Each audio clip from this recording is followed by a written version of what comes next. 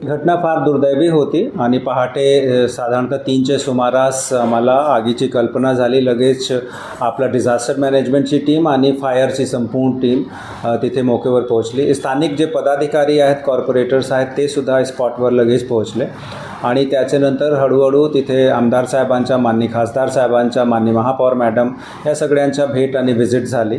मौक्याची परिस्थिती पाहिली तर तिथे साधारणतः 155 गाडे आहेत, जे मूलतः भाजी मंडई आहे किंवा भाजी मंडई होणे अभिप्रेत आहेत, परंतु तिथे वेगवेगळे प्रकारचे इतर व्यापार आणि धंदे सुरू आहे, जसे की कापड व्यापार, चप्पलचे शॉप्स, त्याच्या व्यतिरिक्त क्रॉकरीचे शॉप्स.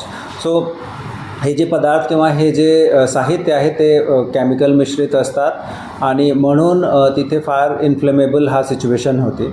रात्री शॉर्ट सर्किटमुळे ही आग लागली आणि फार झपाट्याने ती आग त्याचा विस्तार वाढला. आगीला आटोक्यात आणण्याचा प्रयत्न करत असताना तिथे आपले जे नौपाडा प्रभाग समितीचे एक सुरक्षा रक्षक आणि तसेच आपले एक स्थानिक अधिकारी त्यांची दुर्दैवी त्यामध्ये या घटनेमध्ये निधन झालं आहे.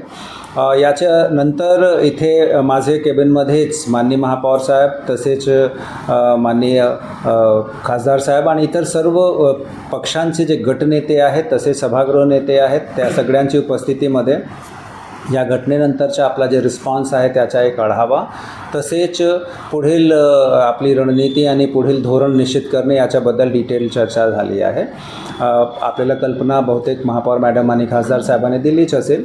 या घटनेची लगेच माहिती माननीय उपमुख्यमंत्री महोदय यांनी घेतली. त्यांनी टेलिफोनवर बरीच डिटेलमध्ये या घटनेचा विस्तार आणि याची व्याप्ती समजून घेतली आणि आम्हाला सूचना दिली की लगेच आपण यामध्ये तातडीची मदत उपलब्ध करून देण्यात यावी.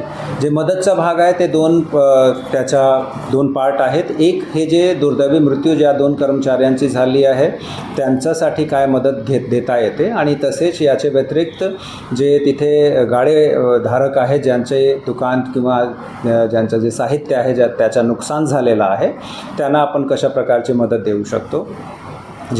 आता जे निर्णय आपण घेतला आहे तो असा म्हणजे की आपल्याला लगेच हे या जे नुकसानीचा पंचनामा करून राज्य शासनाकडे डिझास्टर मॅनेजमेंट अंतर्गत मदत मागणे अभिप्रेत आहे.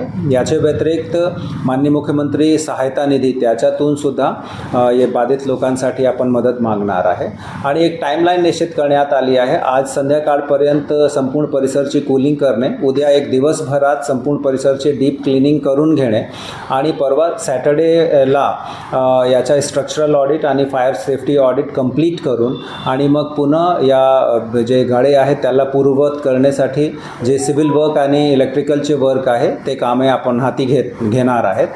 सध्या जे अनुमान आहे तो म्हणजे 31 मेपर्यंत हे संपूर्ण काम आपण कंप्लीट करून 1 जूनपर्यंत जे मूळ गाडेधारक आहेत त्यांना त्यांचे गाडे आपण परत त्यांच्या हातात उपलब्ध करून देणार, जेणेकरून त्यांचं पुनर्वसन होईल.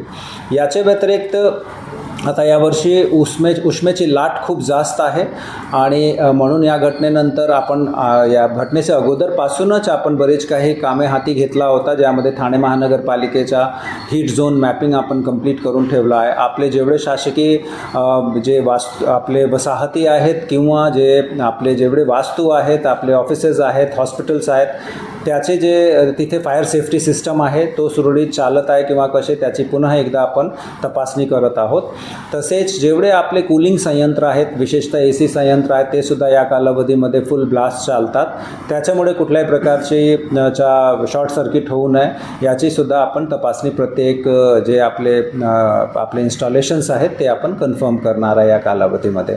याच्या व्यतिरिक्त महानगरपालिकेने असं पण ठरवलं आहे की जेवढे आपली भाजी मंडई आहेत किंवा इतर आपले मार्केट प्लेसेस आहेत जिथे खूप डेन्सली पॉप्युलेटेड एरिया आहे किंवा तिथे या प्रकारचं साहित्य आहे, तर आता प्रत्येक जे मंडई आहेत त्याच्या fire safety audit immediately complete करून घेणे आणि तिथे आवश्यक उपाययोजना कालबद्ध पद्धतीने कंप्लीट करून घेणे, हा सुद्धा ही आपण कारवाई हाती घेत आहोत. सर, आरोप आला तो म्हणजे हे जे भाजी मार्केट किंवा हे जे मार्केट आहे आपल्या गावाचं त्याच्यापासून अगदी जवळ म्हणजे शहरात मुख्य नौपाडावर या शहरामध्ये जुन्या ठाणे शहरात जवाहर बागचे जे अग्निशामक दल आहे त्या जवाहर बागच्या अग्निशामक दलाला तिथून हलवण्यात आलेलं आहे आहे, जर त्या ठिकाणी अग्निशमन दल असतं तर ताबडतोब म्हणजे आता तर तुम्ही दावा करणार आहात की लवकर पोहोचले अग्निशमन दल, पण याहीपेक्षा लवकर पोहोचलं असतं अग्निशमन दल असं सांगितलं. तर नेमकं काय आणि तिकडे येणाऱ्या काळामध्ये सेफ्टी म्हणून त्या ठिकाणी काही उपाययोजना तुम्ही करणार आहात? निश्चितरित्या या विषयाबद्दलही चर्चा झाली आहे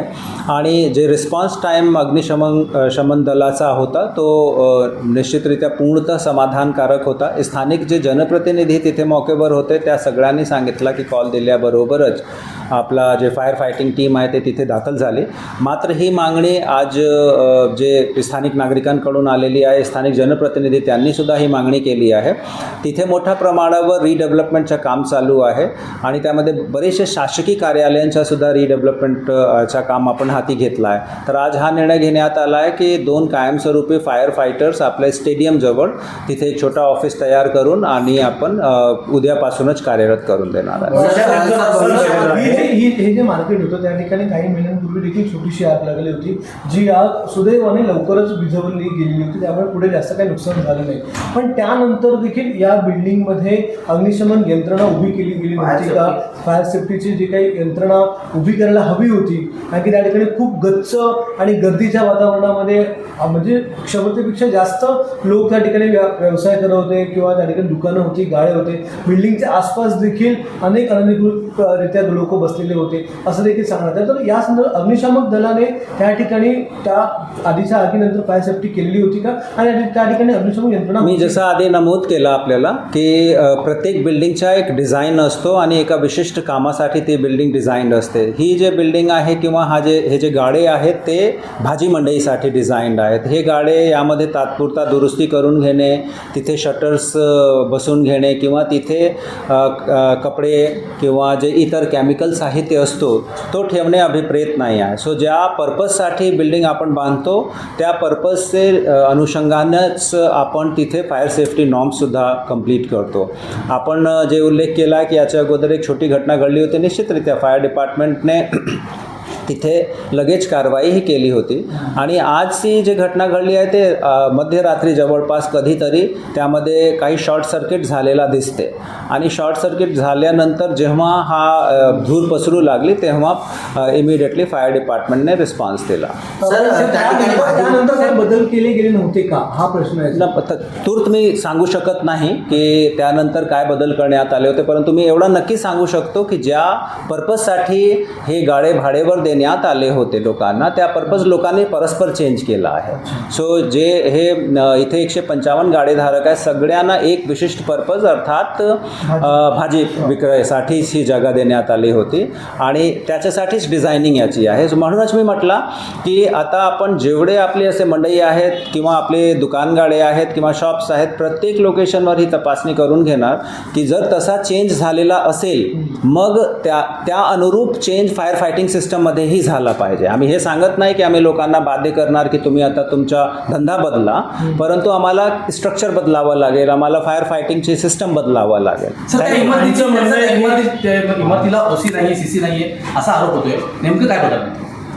त्या इमारतीला ओसी नाही आहे, सी सी नाही आहे, माझ्याकडे पर्यंत हा आरोप अजिबात नाही आलेला आहे. मात्र ही जे इमारत आहे या इमारतीच्या आता जसं मी आपल्याला नमूद केला की स्वच्छता केल्यानंतर आम्ही या इमारतीच्या स्ट्रक्चरल ऑडिट आणि फायर ऑडिट जे प्रोटोकॉलप्रमाणे एखाद्या ठिकाणी याची घटना घडल्यानंतर त्याचा ऑडिट केल्यानंतरच आपण पुढे वापर करतो.